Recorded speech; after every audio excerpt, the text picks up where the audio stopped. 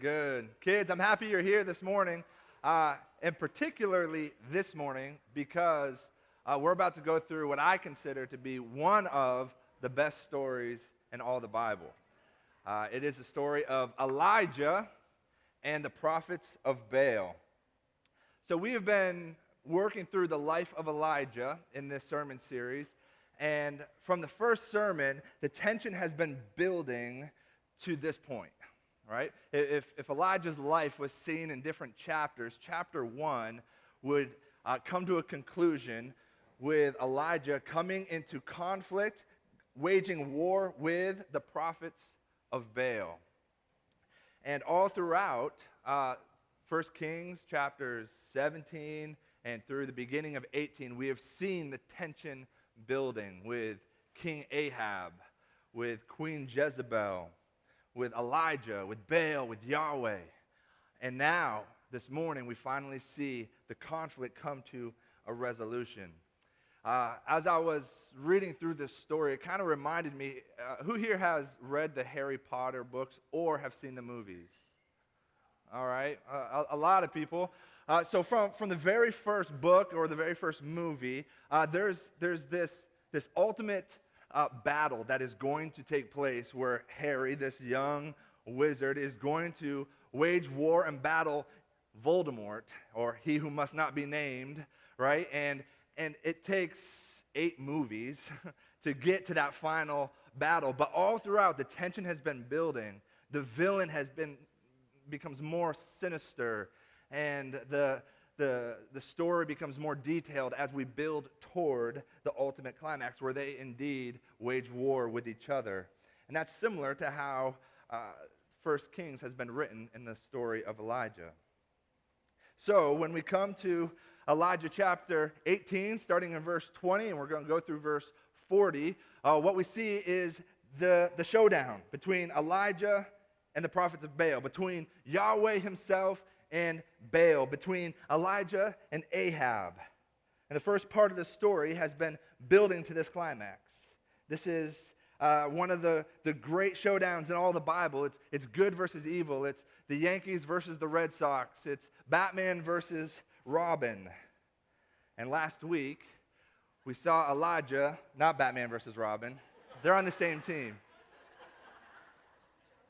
Thank you, Mandy, for saying what, or whoever that was. It's Batman versus the Joker. He has lots of villains, but the Joker is the worst. He's the most evil, one of the greatest villains of all time. So last week, we saw how after 3.5 years of Elijah being in Sidon, the home of Baal, the home of Jezebel, living with the widow, God finally calls him back to Israel to speak to Ahab, to confront Ahab on the false worship, on the Baal worship. He also calls Elijah to go back to Israel to bring rain because there's been this horrible drought that has affected all the nations of the known world at that time. So the word of the Lord comes to Elijah, and he begins his journey back to Israel, to Samaria.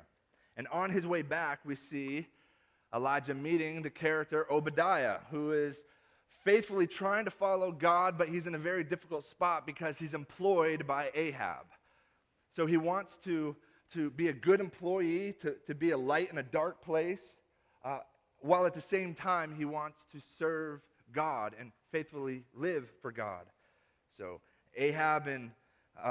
Obadiah and Elijah meet on the road, and Obadiah begins to justify himself, saying, hey, I'm a good guy here. I've hidden prophets. I've given them food and water.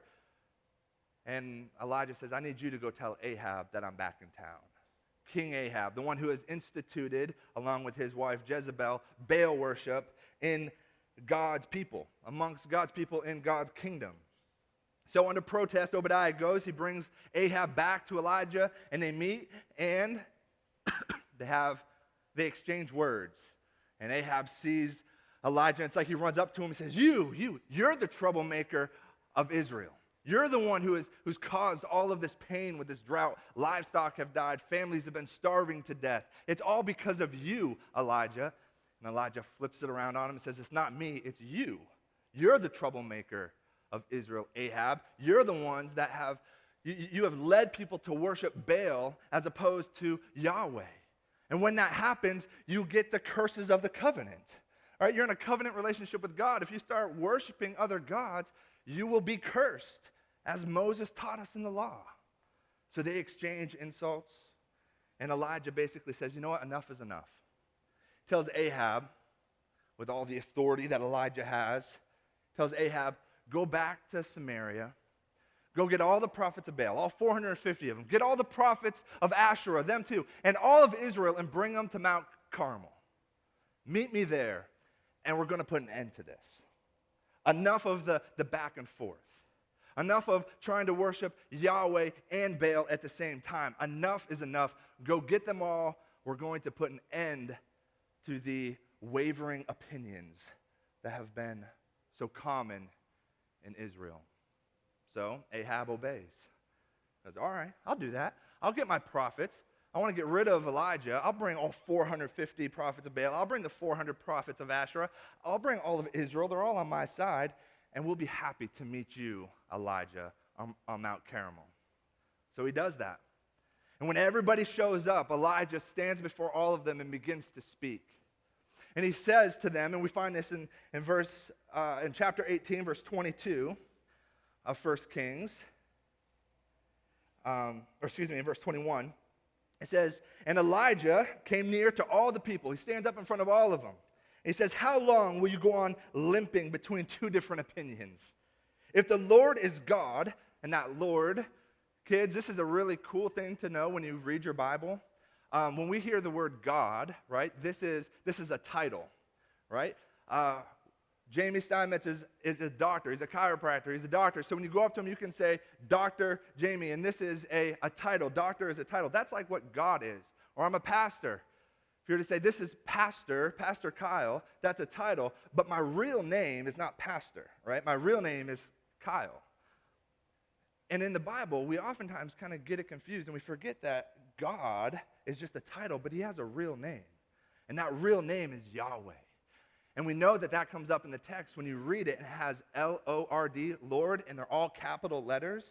That means this is the name of God, his personal name. This is Yahweh himself. Kind of like Jesus is God, but we know Jesus by his personal name, which is Jesus.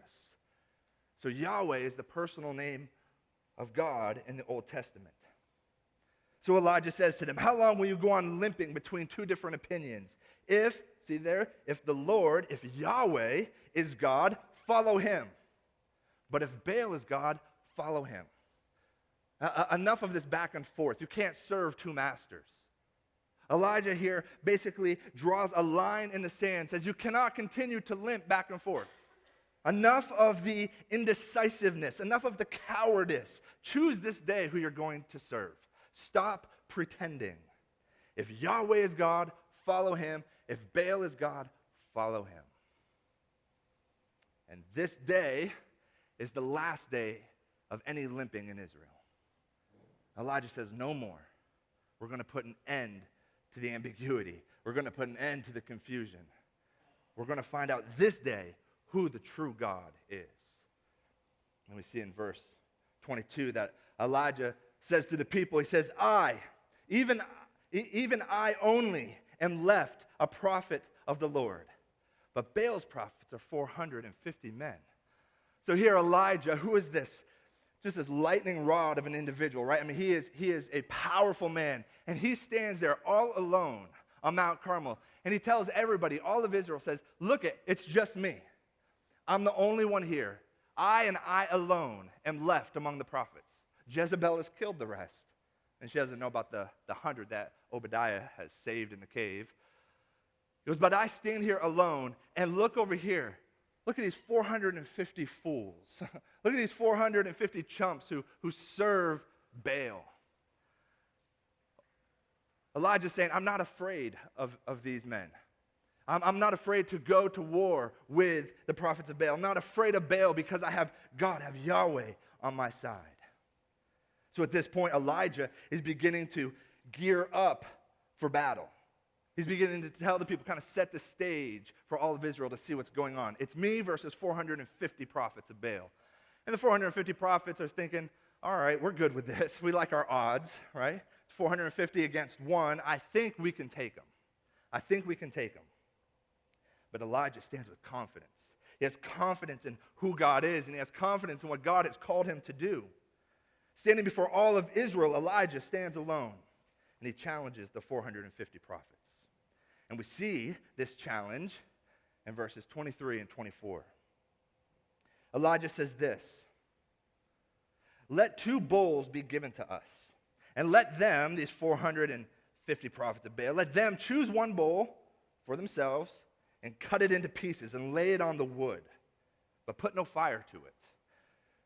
When it says lay it on the wood, it's talking about building an altar to sacrifice this bull. All right? So lay it on the wood, but put no fire to it. "And you call upon the name of your God, and I will call upon the name of Yahweh. And the God who answers by fire, he is God." All right? The one who answers by fire, he alone is God. No more worshiping 2 gods. We will find out today who is stronger. We'll find out today who is mightier, who is more powerful. And all the people said, "It is well spoken." That's not a phrase that we would use today, right? It is well spoken. Basically what they're saying is, yeah, we agree. Let's do that. Let's do this. Whichever God shows up by bringing fire to these bowls that are cut up and put on these altars, we will serve him. That's the real God. It is well spoken. In other words, everybody agrees to this wager, to this contest. And throughout all of Israel, there's been this tension of who is the strongest. Is it Yahweh or is it Baal? Baal has offered lots of perks, lots of what they might call freedom, to live out the desires of the flesh, right? Baal allows them to do things that Yahweh says, "This should not be named among my people." But Yahweh has a good history. He's taken his people out of Egypt, and they remember the story, so they go back and forth, limping between one opinion and the other. And when Elijah shows up, he says, "No more limping. There will only be one opinion after this. Either Yahweh is God or Baal is God." So Elijah requests the 2 bowls, one for the prophets of Baal and one for himself. And then he says something interesting. He says that let's cut up the bull and put it on the altar. Now, when Elijah says this, the prophets of Baal would begin to get a little nervous because they're familiar with this language. They might think, okay, either Elijah is completely insane or he has got this confidence that maybe we don't have. You see, because when a contest like this is put forward, it's in a covenantal structure, right?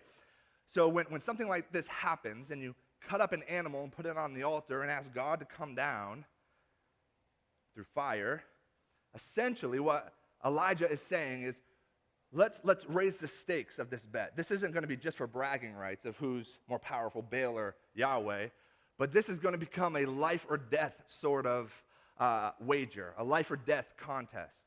By cutting up the bull into pieces, what Elijah is saying says, if God does not answer my prayers, if God does not come down with fire, then let what happened to this bull happen to me. Right? Let that be what my result. In other words, if Yahweh doesn't come down, the prophets of Baal get to cut up Elijah. Cut him up as the bull is cut up. And the prophets of Baal are saying, okay, if Baal doesn't come through, we are saying we're identified with this, and if he fails, then the outcome of the bull is to be our outcome. If Baal fails, we're going to get cut up. And then it gets even more intense than that, because Elijah says, let's make it more interesting by having fire come down. It wasn't just a loud noise from a god. It wasn't bringing rain, right? They've been in a drought. He could have said, hey, let's have the first god to bring rain is the winner. He says, no, let's bring fire down. And when fire comes down from heaven, this is often the sign of God's judgment. Sodom and Gomorrah is a perfect example, right? They were living in opposition to God. They hated God. They were living in rebellion to him, and God judged Sodom and Gomorrah with fire. David, when he sinned, when he took the census, when he was not supposed to, trying to bring pride and glory to himself as opposed to trusting God, he deserved to die for that. And he laid out a sacrifice and said, God, forgive me. And God consumed that sacrifice with fire. You see, the fire is the judgment of God. So not only will Elijah's result be, if Yahweh doesn't show up, not only will it be the bull, I'll be cut up like the bull, but if the fire doesn't come down on the bull, it's going to come down on me. Right? I will take the judgment if the bull doesn't do that. And likewise for the prophets of Baal, if fire doesn't come down from Baal, then the bull is not the substitute. The bull doesn't receive the justice of God. Rather, they have to receive it themselves. So now this becomes a very amped up sort of wager. This is like Russian roulette with 3 bullets and a 5-shooter, right? I mean, this is life or death type of wager here. Nobody's walking away from this saying, oh, well, let's just go home and, hey, at least we know who the real God is. This is the end of a system. If Yahweh doesn't show up, Israel's done. The covenant people are done. If Baal doesn't show up, the 400 prophets are done. So he says, let's do this. Let's raise the stakes. Let's bring fire down and see what happens. And they all agree to it. It is well said. It is well spoken. Right? So if fire doesn't come down, they say we will be the ones that are chopped up and we'll be under judgment because we have no substitute. The bull doesn't take the place. So then in verse 26, we see a shift from Elijah talking to people and kind of giving the wager to the prophets of Baal, and they say, okay, we're ready. We're going to do this. We're going to sacrifice. We're going to call to Baal. We're going to cut it up, put it on the altar, and trust that Baal is going to bring fire down from heaven. So they choose their bull. They prepare the altar. They cut it up, and they begin to pray to Baal. Look at verse 26. It says, and they took the bull that was given to them, and they prepared it, and called upon the name of Baal from morning until noon. O Baal, answer us. But there was no voice. No one answered. And they limped around the altar that they had made. They limped. They're getting tired. They're walking around saying, Baal, come on, man. You understand the stakes of this thing. We need you to show up now. Baal, answer us. Begging him, calling upon him for hours. Begging him, send fire from heaven.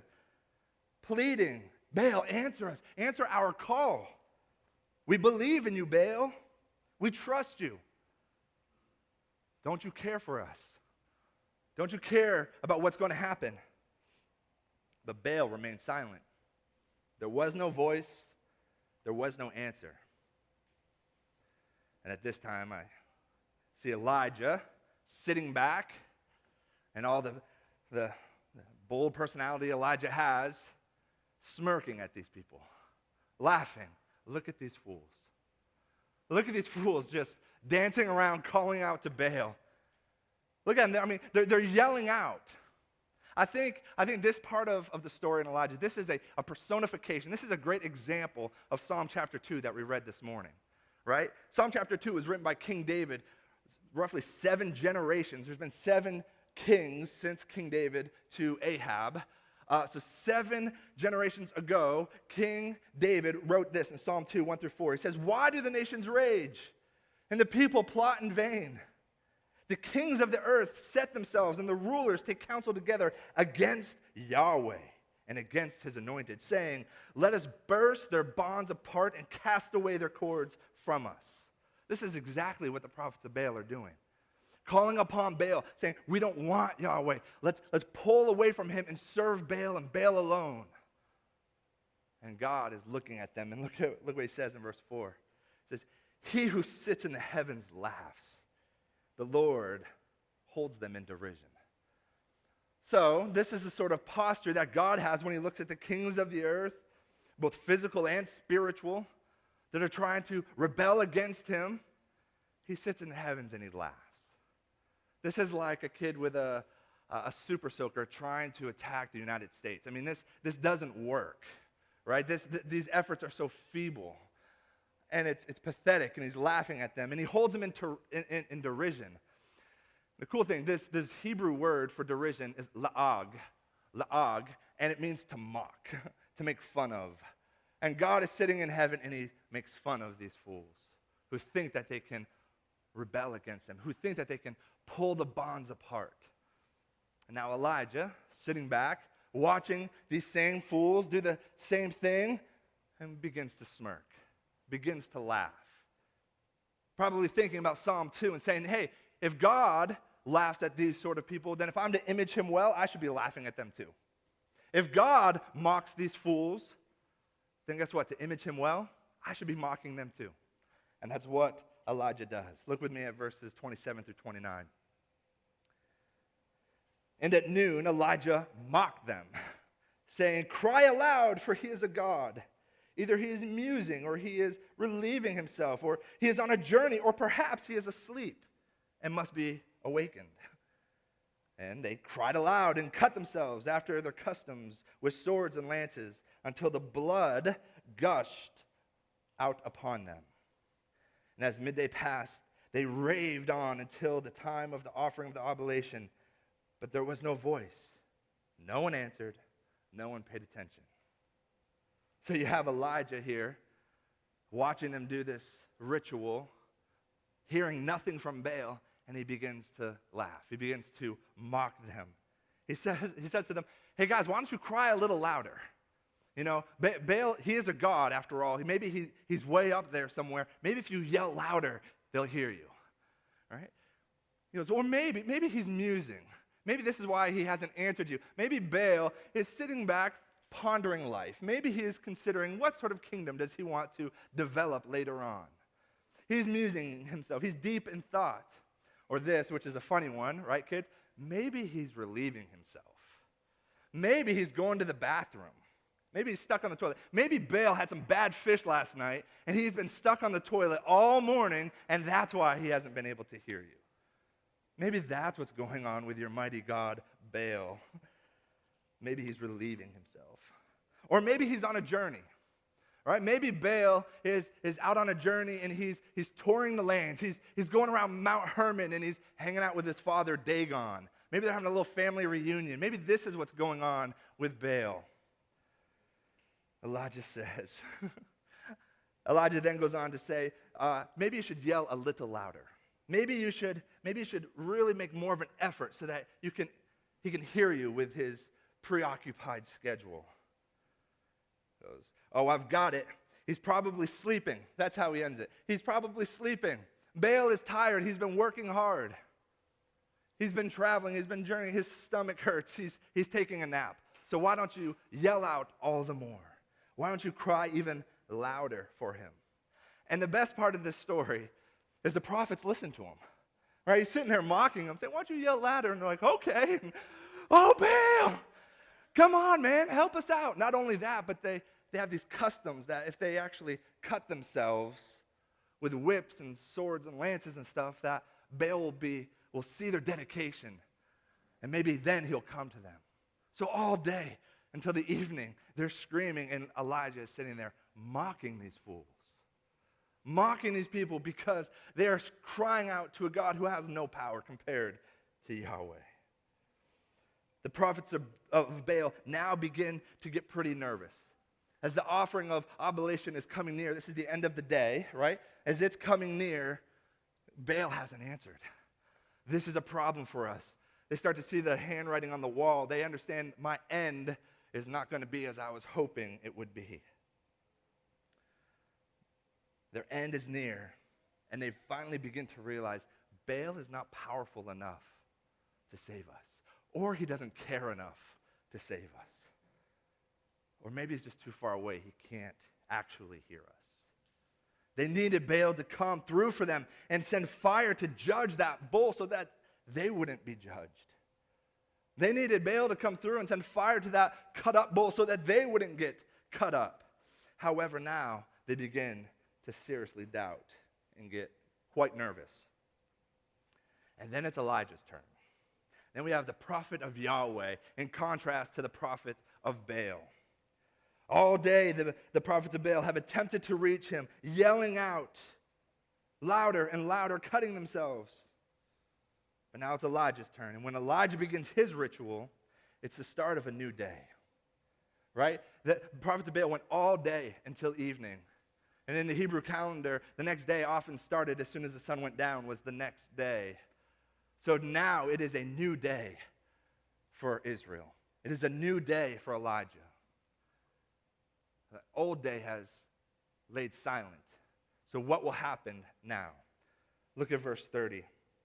Then Elijah said to all the people, "Come near to me." And all the people came near to him. And he repaired the altar of the Lord that had been thrown down. Elijah calls the people. First thing he does is say, "Hey, everybody, come closer. Come closer to me." This is one of the most loving things Elijah can do for the people. He calls them close to him. And by doing so, he's calling them close to God. And we serve a God. Elijah not only images God by laughing and mocking these prophets of Baal, these fools that are singing out to this false god, but he also images Yahweh by calling his people close, calling his people near. I mean, this is what we see happening in the incarnation, right? God calls us near to him by coming near to us. Elijah travels back to the land of Samaria, back to Israel, in order to call the people close to him. He calls them close because Israel is so far off. I mean, spiritually, they are so far off. They are beyond help. They are unable to do anything on their own. They cannot draw near unless they are called near. Their hearts are hardened toward God. Look with me at verses 31 through 35. After he called him near, Elijah took 12 stones, according to the numbers of the tribes of the sons of Jacob, to whom the word of the Lord came, saying, Israel, Israel shall be your name. And with the stones he built an altar in the name of Yahweh, in the name of the Lord. And he made a trench about the altar, and as great as would contain 2 seahs of seed. And he put the wood in order and cut the bull into pieces and laid it on the wood. So Elijah understands the severity of this as well. He cuts up the bull, lays it on, and says, let what happens to the bull happen to me if God does not come through. And lays it on the wood. And he said, fill 4 jars with water. Pour it on the burnt offering and on the wood. And he said, do it a second time. And they did it a second time. He said, do it a third time. And they did it a third time. And the water ran around the altar and filled the trench also with water. Now, the Bible is packed full of great symbolism. And it's through symbolism that we actually begin to understand what is this ritual all about. I mean, rituals by definition are symbols, right? So the first thing he does, and we've already talked about, he cut up the bull. So we understand how that identifies Elijah with the bull if God doesn't come through. But then he takes 12 stones. And it says these 12 stones are in accordance with the tribes of Israel, right? The 12 sons of Jacob. He takes those stones and he also puts them into the altar, builds the altar with them. And he does this right after calling all Israel near. And again, this is why this is one of the most loving things he could have done.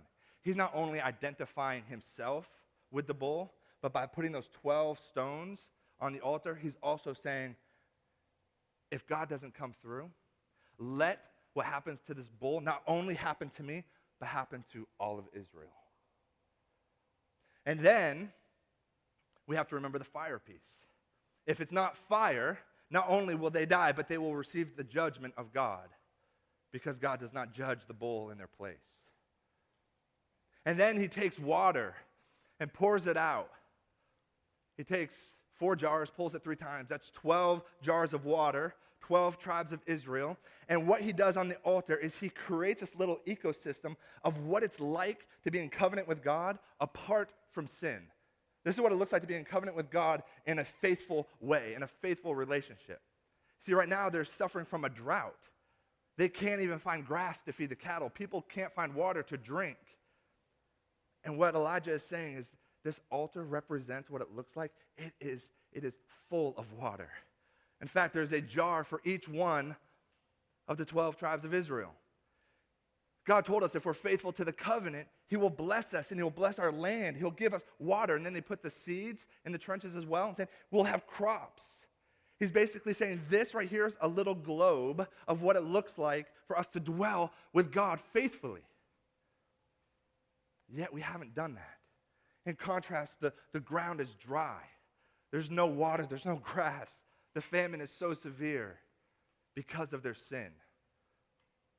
So he walks them through this ritual, the 12 stones representing the 12 tribes. If God doesn't come through, it's not just Elijah, but all Israel will be doomed. Look with me at verses 36 and 37. It says, "And at the time of the offering of the oblation, Elijah, the prophet, came near and said, O Lord, O Yahweh, God of Abraham, Isaac, and Israel, let it be known this day that you are God in Israel. That you are God in Israel, and that I am your servant, and that I have done all these things at your word." Right? This is how God thinks. This is how God acts. This is how God even writes the Bible for us. All of this ritual, the symbolism that Elijah is doing, this is all done according to the word of God. God is very creative when he interacts with us, when he gives us his words. That all these things have been done at your word. Answer me, O Yahweh, answer me, that this people may know that you, O Yahweh, O Lord, are God, and that you have turned their hearts back. You see, the sinful people are unable at this time to turn their hearts back to God. They're unable to come to him on their own. Their hearts are so hard. They're in such rebellion that God has to do something. God has to enter in and change their hearts. God, you are the one that has to turn their hearts back to you. Their sin has so blinded them. They're enslaved to it. Their hearts are far from him. And this is not only the case with Israel, right? But this is our story as well. I mean, when God comes and gets us, it's not because we have somehow figured out a way to turn our hearts to God, right? We're not that good. We don't have that sort of righteousness. In fact, the Bible says if God hasn't pulled you to himself, then your heart is wandering after other gods and hating God. That's why Elijah's beef with all of them is saying, listen, you can't go back and forth between two opinions. Either you love God or you hate him. You can't have it both ways. And for us, when God comes and gets a hold of us, he enters in, he turns our heart, and he pulls us to himself. We are in need of God entering into our life to show us himself in the same way Israel needed God to show up, to show them himself. We are Israel in this story, in need of God to enter in. Our hearts are like stone, and we need God himself to come in the flesh and turn our hearts toward him. And as it is for us, so it is for Israel. The way in which God turns our hearts is through sacrifice. The way God turns our hearts is through sacrifice. So Elijah prays to God, "Let it be known this day that you are God in Israel. Answer me, O Lord, answer me." And let me tell you what, unlike Baal, who was unable to answer his prophets, Yahweh shows up and answers in dramatic fashion. He answers with power. Yahweh hears the voice of his servant and answers. Look at 38 and 39. Then the fire of Yahweh fell and consumed the burnt offering and the wood and the stones and the dust and licked up all the water that was in the trench.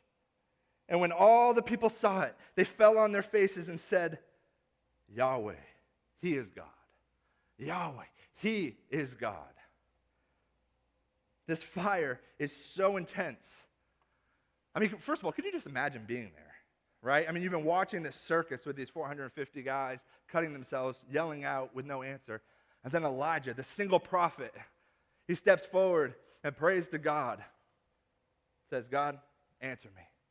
We need you to show up." And then this fire falls from heaven, so hot, so intense, that it burns up the offering, it burns up all the wood, it burns up the stones, it burns up or evaporates the water, and the word used in Hebrew for consumed literally means to eat or to devour, right? So when the fire was done, they weren't looking at some sticks that had been charred and some stones with some black stuff on it and a skeleton of a bull. The fire consumes it, devours it, it eats everything. God came down in this fire and consumed it. There's no dust left, it says. There's no dust from the stones. There's no ashes. Everything has been completely consumed by this fire. And Israel's sitting there with singed eyebrows, saying, oh my gosh. And when God shows up like this, he turns their hearts. And they fall down on their faces and they proclaim, Yahweh, you are God. You are God. Baal is not. It's you. This is the decisive action. This is the defeat. This is the end of Baal, at least for today, for Israel. So I could just picture it. Elijah standing there praying, standing like he would with his leather belt and his fur coat and his big beard. And everybody falls down around him, and he's sitting there, the ground probably still steaming and warm from that fire that just poured down from heaven. And Elijah looks at all the people, and then he kind of glances over and he sees the 400 prophets. He says, a deal's a deal. A deal's a deal. You know what your doom is if Yahweh answers and Baal does not. So Elijah tells the people of Israel, we see this in verse 40, a deal is a deal. Elijah said to them, seize the prophets of Baal. Let not one of them escape. And they seized him. And Elijah brought them down to the brook in Kishon and slaughtered them there. And later in chapter 19, we find out that he did it with a sword when Ahab gives the report to Jezebel. A deal's a deal. You said that you would be identified with this bull that was cut into pieces. And now Elijah says, all right, justice has fallen on my sacrifice. Righteousness has fallen on my sacrifice. The wrath that I deserve and all Israel deserves has fallen down on my sacrifice. So we're okay. We're good with God. We're in right relationship. The covenant that we had that we've been breaking has been renewed this day. It is a new day for Israel. But you, O prophets of Baal, your end is near. So he brings them down and he slaughters 450 prophets of Baal. You see, the bull could not atone for their sins. So they must become like the bull. They must absorb the wrath. They must absorb the penalty of their sin. The prophets of Baal met their end because they had nothing to take their place. There was nothing that stood in the gap. There was nothing that interceded for them. There was nothing that said, don't worry, I will take that punishment on myself. While Israel stood renewed in their covenant with God because God judged and sacrificed, God judged the sacrifice bull in their place, the prophets of Baal stand without an atonement, without a mediator. And what a beautiful picture of the gospel this is. In so many ways, we see this story echoing the atoning sacrifice of Jesus. See echoes of the gospel all through here. You know, like Israel, we stand before God hard-hearted, enslaved to sin, unable to make things right with God. But God did not leave us in that place. He called us near to him, like Elijah did Israel. Elijah said, come on closer, be identified with me. We're in this together. We'll go through this as a community. So Jesus has come to us, drawn us near. So don't worry, we're in this together. I'll go through this for you. Like the bull on the altar, God sent his son to be our substitution. Jesus came and, like the bull, took the penalty we deserved. His wounds were the wounds we deserved. The nails in his hands were the nails we deserved. The crown of thorns on his head were the thorns we deserved. Fire, the fire of God's judgment was poured out on Christ. That fire, that judgment was the fire that we deserve. It's the fire that we deserve. But Jesus completely consumes it. Jesus absorbed the full measure, the full cup of God's wrath on our behalf. There is no fire left for us. All right, this is good news for us. This is the gospel. This is why every Sunday when we come together, we confess our sins, and then we want to remind you there's no fire left for you. Right? The wrath of God has been poured out on Christ. He has consumed all of it. Therefore, be assured of your pardon. Have confidence in your status before God is justified, is righteous, as atoned for. He became nothing on the cross. Like that altar became nothing. He became nothing so that we could have everything. Peter says that he has given us every spiritual blessing in heaven and on earth. And he has promised us an eternal inheritance that we can't even begin to comprehend. We get everything because he became nothing. So, as the people of Israel looked at the altar and what God did there and turned their eyes back to God, so we must look to the cross and say, God, this is what you have done. And it is through that sacrifice that he turns our hearts and our eyes back to him and renews covenant with us. And now, in this new relationship with Christ, this new day, this new covenant that has been renewed by God for us, now we proclaim that he is indeed God, like Israel did. Baal was no more. God, it is you and you alone. Jesus, you are king. There is no other. We proclaim him as king. And he alone is worthy of all our praise. There is no competing deities. There is no competing idols. It is only God who is worthy of our praise. For there is none like him. Let's pray.